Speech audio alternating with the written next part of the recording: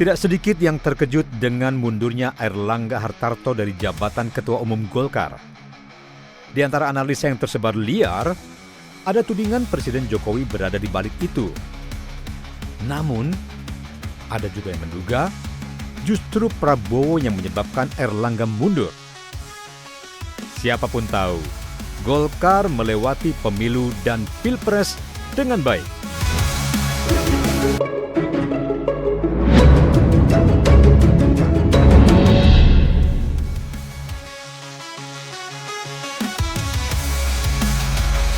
Semestinya dengan prestasi itu, jabatan Ketua Umum akan aman-aman saja, bahkan hingga terselenggaranya Munas Desember mendatang.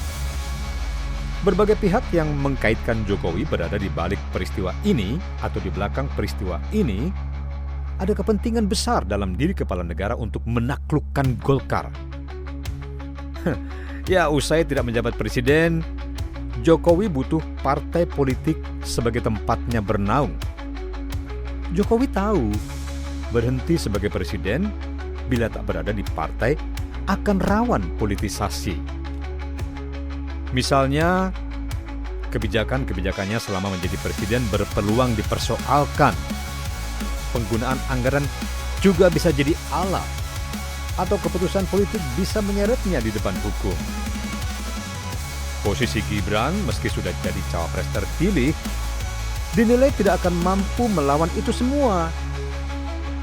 Berlabuh ke PSI, partai yang dipimpin Kaisang pun akan jadi percuma. Sebab kita tahu PSI gagal total masuk Senayan. Bisa jadi Jokowi mempertimbangkan banyak hal. Tidak sekedar telah menciderai dan meninggalkan PDI Perjuangan, tetapi juga ada proyek IKN harus jalan dengan kebutuhan dana yang besar. Kita pasti belum lupa bagaimana dua mantan presiden, Megawati dan SBY, usai lengser masih dikait-kaitkan dengan berbagai kebijakan negara.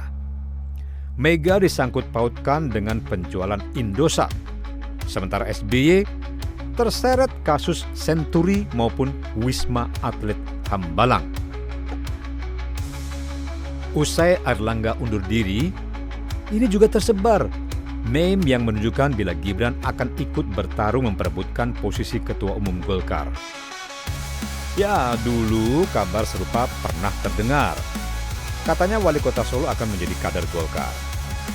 Bahkan disebut-sebut, jas kuning telah disiapkan dikenakan pada bungsu presiden sebagai ketua AMPI yang baru sayap kepemudaan di Golkar. Hingga kini tidak terbukti. Mundurnya Airlangga ini ya disebut-sebut tidak kuat dengan tekanan tiga kelompok atau tiga kubu di Golkar.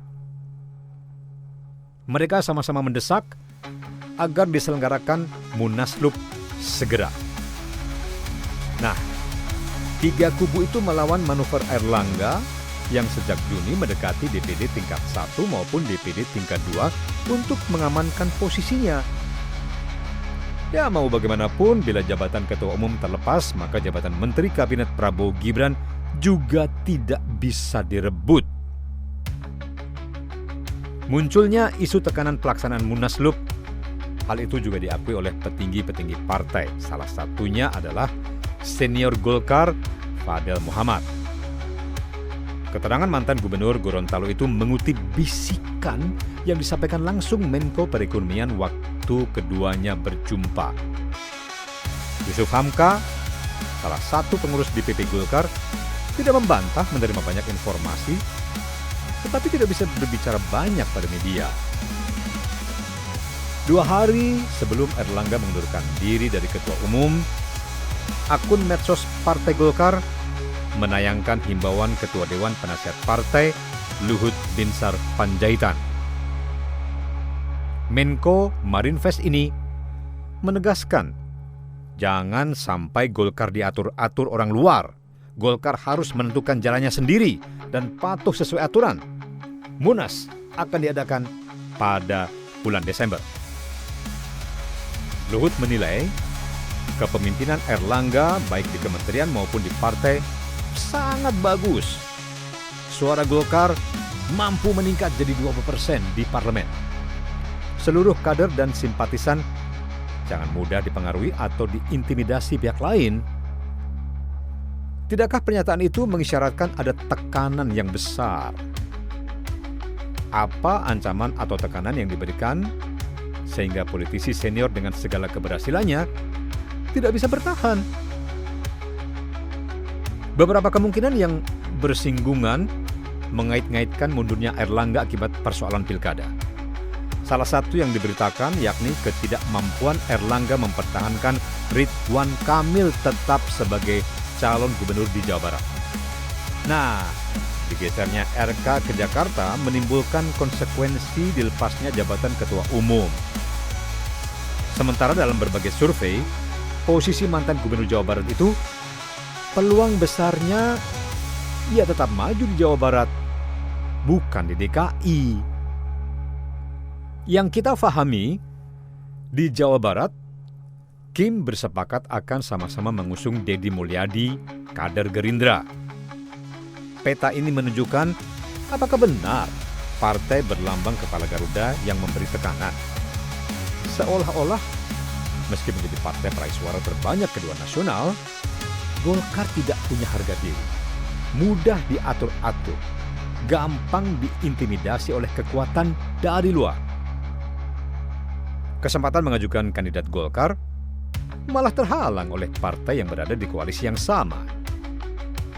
Nah, disinilah kemudian kekuatan politik luar melakukan intervensi pada DPD 1 maupun 2, mendesak dari dalam agar dilakukan percepatan Munaslup. Beberapa argumentasi itu dibantah oleh Idrus Marham, Dewan Pembina Bapilu Golkar. Mantan Menteri Sosial itu menegaskan kalau mundurnya Airlangga merupakan hal biasa, tidak ada tekanan-tekanan.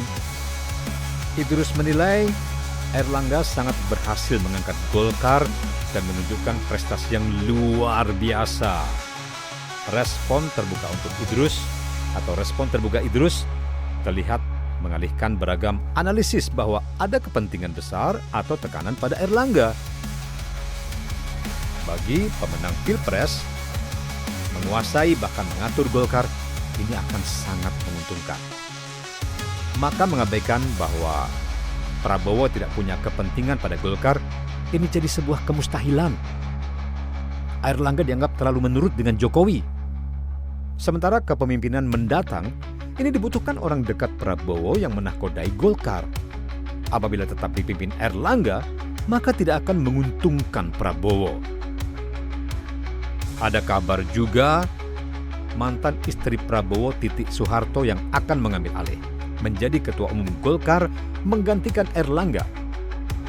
Ya, sebagai partai besar, di Golkar terdapat beragam fiksi yang juga seringkali kepentingannya berbeda-beda. Saking banyaknya, tidak mudah bagi jajaran DPP mengidentifikasi siapa yang didekati dan dimanfaatkan untuk melakukan tekanan.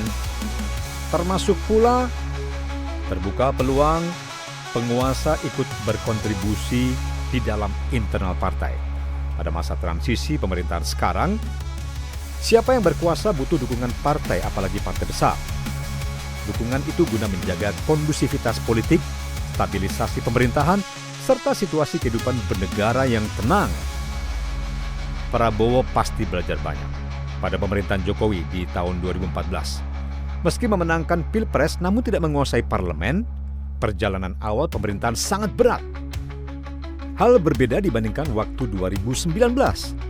Pemerintah bisa langsung bergerak dengan mulus tanpa goncangan.